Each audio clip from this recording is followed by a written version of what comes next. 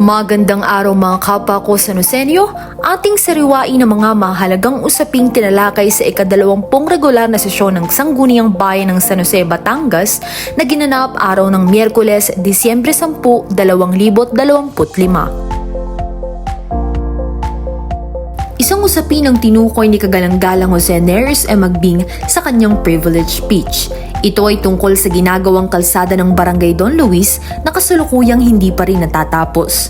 Inatasan niya ang sekretariat na imbitahan sa susunod na sesyon ng Department of Engineering para mabigyang katugunan ng nasabing issue.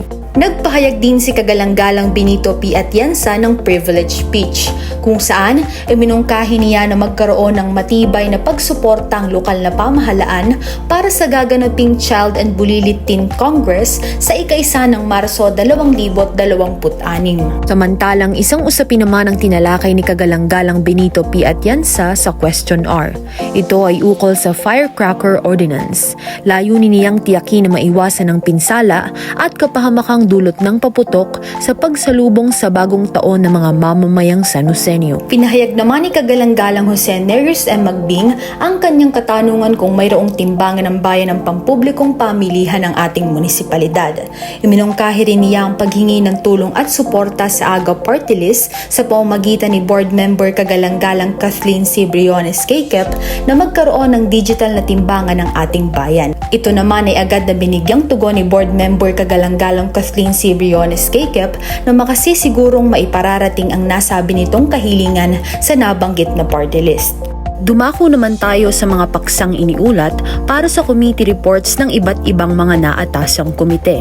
Una ay ang paksang iniulat ng Committee on Finance, Budget and Appropriations, katuwang Committee on Barangay Affairs, ukol sa proposed Memorandum of Agreement related to financial assistance, installation of CCTV cameras and accessories between the local government unit and Barangay Palangka, San Jose, Batangas, kung saan ito ay nagkaroon ng paborableng desisyon at pinagtibay din sa araw ng sesyon. Binibigyang suporta ng Sangguniang Bayan ang ganitong uri ng proyekto dahil hangad nila na matiyak ang seguridad at kaligtasan ng bawat mamamayang San Joseño. Pangalawang paksa naman ay ukol sa Sangguniang Kabataan Supplemental Budget ng Barangay Kalansayan for fiscal year 2025. Ito ay iniulat ng Committee on Finance, Budget and Appropriations, katuwang Committee on Youth and Sports Development. Ito ay nagkaroon ng paborableng aksyon sa layuning tiyakin ng legalidad at pagiging makatwiran ng panukalang budget at masiguro ang epektibong pagpapatupad ng mga programa, proyekto at serbisyo para sa mga kabataang San Joseño. Ang Committee on Environmental Protection, katuwang Committee on Barangay Affairs, ang pangatlong nag-ulat ukol sa Barangay Ordinance No. 006-2025 entitled An Ordinance Requiring All Sari-Sari Stores, Food Stands, Karinderya Owners or Operators, and Vendors to provide trash bin in front of their establishments, adopt a solid waste segregation, and imposing penalties. Iminungkahi ng naturang mga komite na pagtibayin ng nasabing kautusan na naglalayong pag-igtingin ng kalinisan at kaayusan ng bawat establishmento dito sa ating bayan. Ang mga sumusunod namang kautusan mula sa Barangay Aguila ay iniulat ng Committee on Peace and Order, katuwang Committee on Barangay Affairs. Una, ang Barangay Ordinance No. 004-2025 entitled An Ordinance Imposing Curfew Hours for Minors in Barangay Aguila, San Jose, Batangas and Providing Penalties for Violation thereof.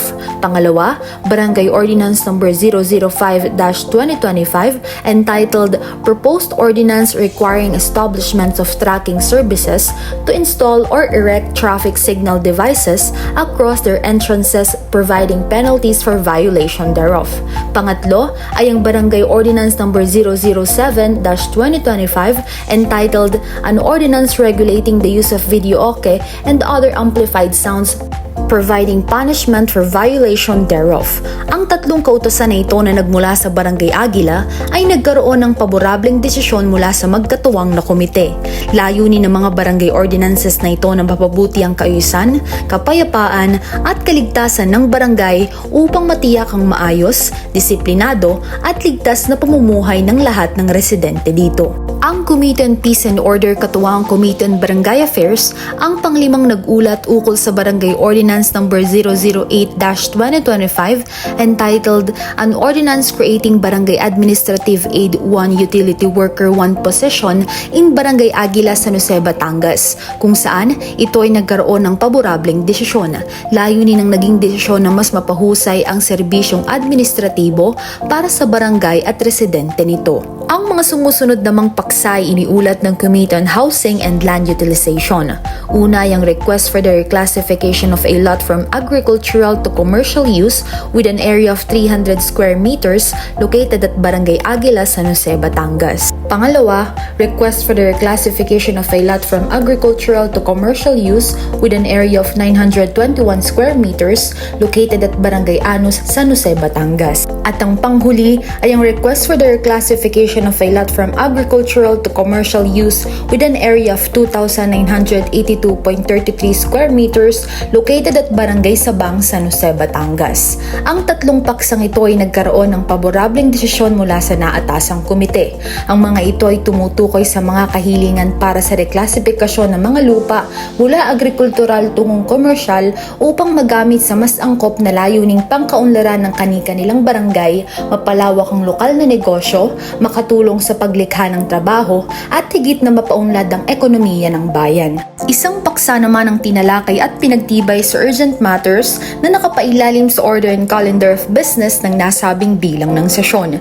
Ito ay tungkol sa kahilingan para sa pagkakaloob ng tricycle franchise kay Mrs. Filomena Inaw. Tinitiyak ng samahan ang lahat ng unit ng transportasyon na pumapasada sa loob ng bayan ay sumusunod sa umiiral na regulasyon, may sapat na dokumentasyon at nakapaloob sa wastong pangangasiwa ng Municipal Tricycle Franchising Board alinsunod sa mga probisyon ng lokal at pambansang patakaran sa pampublikong transportasyon. Isang paksa naman ang napabilang sa Business for the Day. Ito ay tungkol sa Draft Resolution No. 19 entitled A Resolution Amending and Addending Section 9.1 of the New Internal Rules of Procedures of the Sangguniang Bayan of San Jose, Batangas na agad ding pinagtibay ng samahan sa itinakdang sesyon. Nagkaroon naman ng ilang mga anunsyo ang samahan. Ilang mga paalala ni Kagalang-galang Raven A. Arcelia, Chairman ng Committee on Public Information, ukol sa mga gaganaping aktibidad o programa kaugnay ng 259th founding anniversary ng San Jose, Batangas, ang tinaguriang Egg Basket of the Philippines. Sa Disyembre 11 ay magkakaroon ng street dance and indoor competition, samantalang sa Disyembre 12 naman ay magkakaroon ng job fair at sa Disyembre 13 ay float parade. Samantala noong Martes, Disyembre siyam, masayang idinaos ang kauna-unahang Christmas party ng Legislative Department na binubuo ng tanggapan ng pangalawang punong bayan, mga miyembro ng Sangguniang Bayan at ng Sekretariat sa iisang sentro't layon. Sa pagdiriwang na puno ng saya at pagdamay, umapaw ang diwa ng Kapaskuhan. Kaysa sa malamig na simoy ng hangin, mas nanaigang init ng nagkakaisa at sama-samang pamilya ng lahat ng bumubuo ng kagawaran ng pambantasan ng lokal na pamahalaan ng San Jose, Batangas. Lahat ng usaping kabilang sa tinatalakay tuwing araw ng sesyon ay binibigyan ng karampatang aksyon alinsunod sa mga alituntunin, pamantayan at regulasyon sa layuning maihatid ang kapakipakinabang, tapat at natatanging serbisyo para sa bayan at bawat mamamayang Sanusenyo. Bawat miyembro ng Sangguniang Bayan sa pangunguna ng ating iginagalang at pinagpipitagang pangalawang punong bayan, Kagalang-galang Valentino R. Patron, natitiyak ang patuloy na paglilingkod ng buong husay at galing sa pamamahala at tunay na serbisyo publiko. Mabuhay ang San Jose, mabuhay ang bawat Sanusenyo.